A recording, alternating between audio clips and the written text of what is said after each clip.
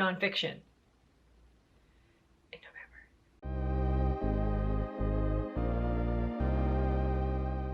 Hey pals, Alicia here. I hope you are doing well. And if you're new here, this is the place where we talk about books.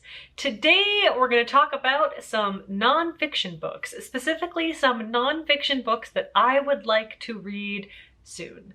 It is the middle of November. November is nonfiction November, and somehow I failed to put even one nonfiction book on my TBR for the month, and that was a total oversight, a total mistake. So in order to get me inspired by the nonfiction on my shelf, I've kind of gone through my shelves and collected 10 books that are on my TBR that I would like to get to soon. Some of these are TBR veterans and have been on my shelf for a really long time, and a couple of them are pretty new to my TBR. So I thought it would just be fun to talk about them, get excited to read them. So they're in no particular order. I'll just kind of dive in and we'll chat about some books. First up, we've got Forgiveness, A Gift from My Grandparents by Mark Sakamoto. This was published in 2017 and is a bit of a family tree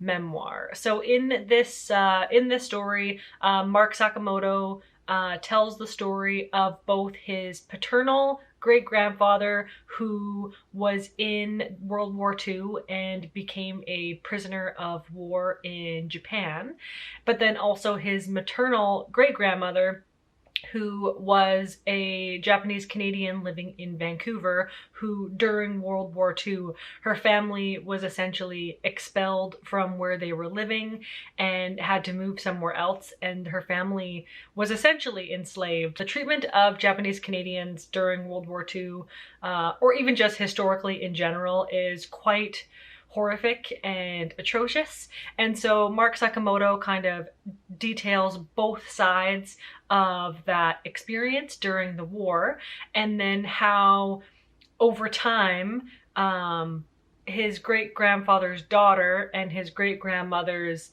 son ended up meeting and getting married, and those are Mark Sakamoto's grandparents, and how both sides of those families had to overcome the transgressions that have occurred in the past and to forgive and move on. I have heard such great things about this, and yeah, I always like to learn more about Canadian history where I can, and all of the insidious bits and pieces therein.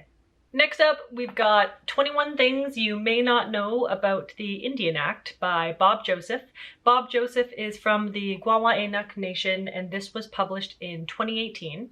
And this is essentially a handy resource guide that picks apart every piece of the Indian Act in Canada, which, if you don't know, the Indian Act is a piece of a parliament that was enacted in 1867 that was essentially designed to control how Indigenous people were allowed to live and what they were allowed to do. It was basically an act that was designed to control everything about Indigenous people.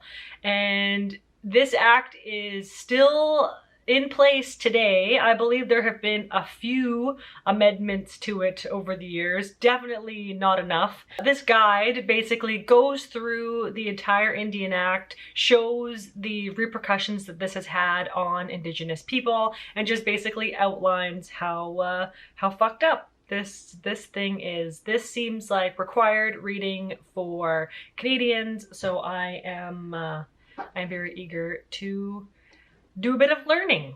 Next up, we've got The Inconvenient Indian, a curious account of Native people in North America by Thomas King. The Inconvenient Indian is an historical account of Indigenous people in North America. It outlines Indigenous rights, Indigenous treaties, the portrayal of Indigenous peoples in the media and in pop culture, and how that has kind of shaped the kind of global understanding of who Indigenous people are and how skewed or corrupted that might be. I've heard that the audiobook for this is incredible, so I might actually listen to this on audio, and it is a really kind of powerful blend of anger but also humor in this kind of historical accounting. I have heard so many great things about this, and I just am really curious to get to this one soon.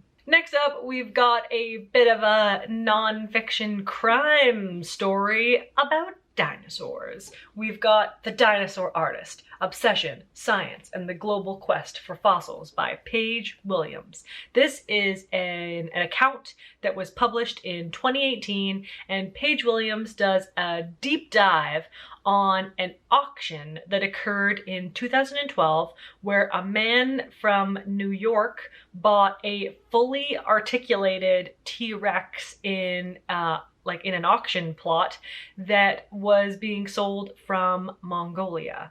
And so when this dinosaur basically got into this auction, people were like, where did this come from? And how is this legal that this is being sold in an auction? So this story promises something for everyone. It's got natural history. It's got politics. It's got commerce. It's got science. It's got dinosaurs. It's got that kind of exploration of human nature and behavior and how we are both obsessed with dinosaurs, but also with owning history and owning art. Like who actually has the right to own history.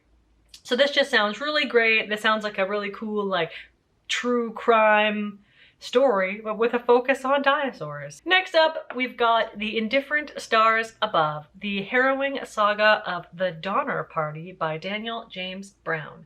This is a historical account that was published in 2009 where Daniel James Brown does a deep dive on the Donner Party. And if you are not familiar with the Donner Party was a group of pioneers who in 1846 attempted to cross the Sierra Nevada mountains in the winter, and something went wrong. They were led astray. They were kind of had to take off on snowshoes by themselves. They got stranded, they got lost in the winter, and it resulted in an extreme mass tragedy, and I believe cannibalism was also involved. I've heard really great things about this. It promises to be very compelling and sympathetic and accurate, but also it told in a way that feels almost like fiction. It's a very narrative-driven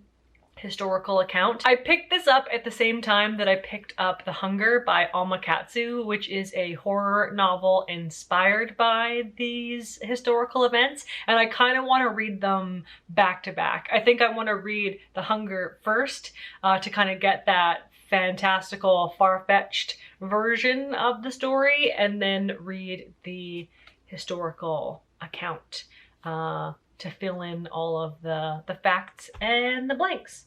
So let me know if anybody has read this one because I am very curious. Next up, we've got a true crime nonfiction that I feel like a lot of people might be familiar with. This is All Be Gone in the Dark by Michelle McNamara. This was published in 2018 and was actually published posthumously. Michelle McNamara died before she even finished this book. In this, Michelle McNamara does a true crime account, a deep dive, if you will, on the Golden State Killer, who was or who is a serial rapist turned murderer who was terrorizing California for more than a decade.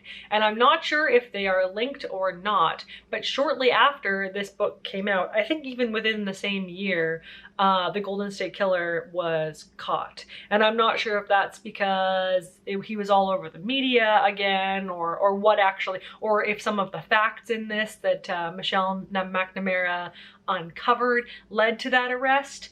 but it just seems really coincidental. I'll do some more research when I pick this one up, but I have heard this is really great. I've also heard that this is really scary and like really haunting. Next up, we've got a bit of true crime mixed with medical science nonfiction, and that is The Butchering Art, Joseph Lister's Quest to Transform the Grisly World of Victorian Medicine by Lindsey Fitzharris. This was published in 2017 and unfortunately has been on my shelf since 2017. I bought this as soon as it came out because I was so hyped for it, and then of course in standard Alicia fashion I have not read it. So this is meant to be a historical science deep dive on the birth of surgery and how that process was grisly and brilliant and often criminal. I feel like there was a lot of crime and jumping through legal loopholes in order for surgery to become an established thing with rules. So yeah, this is following a bunch of surgeons, a bunch of pioneer surgeons in the 19th century as they attempt to figure out how surgery, it helps more than it hurts. And I assume at the start it hurt a lot more than it helped. But they had to start somewhere. So I just have some kind of grotesque interest in hearing the story and figuring out what that harrowing process actually looked like, and if when they were doing surgery, if they had volunteers for this, or if they voluntold people they were going to be a part of this, or the business of stealing dead bodies, which is also something that I find really interesting. The whole Burke and Hare thing where they were stealing bodies from cemeteries. So I wonder if that's wrapped into this also in some way. So yeah, science, surgery, crime, gore. Next up, we've got The Source of Selfregard by Toni Morrison. This is a collection of speeches and essays that was published in 2019, and this collection contains pieces that span Toni Morrison's entire career and has a lot of musings and meditation on America, on literary criticism, on Toni Morrison's body of work. I have heard great things about this. I'm only kind of stepping my toes into the water of Toni Morrison and kind of discovering her work for the first time, and I am really excited to get to some of her nonfiction that I think will be very powerful and very moving. Next up, we've got The Fire Next Time by James Baldwin. This is 2 essays that were originally published in, I believe, 1962 or 1963, or maybe one was published in each year. I'm not entirely sure, but these 2 essays are credited for kind of being the voice or giving the voice to the emerging civil rights movement in the United States.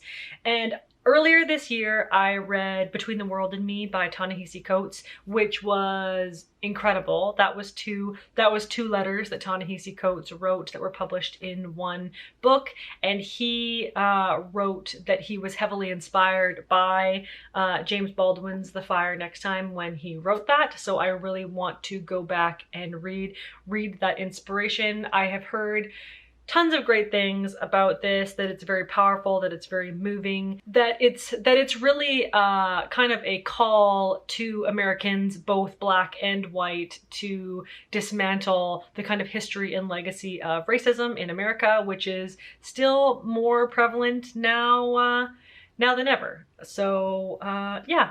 And last but not least, this is the most recent nonfiction book that was added to my shelf, and that is Disability Visibility, First-Person Stories from the 21st Century, edited by Alice Wong.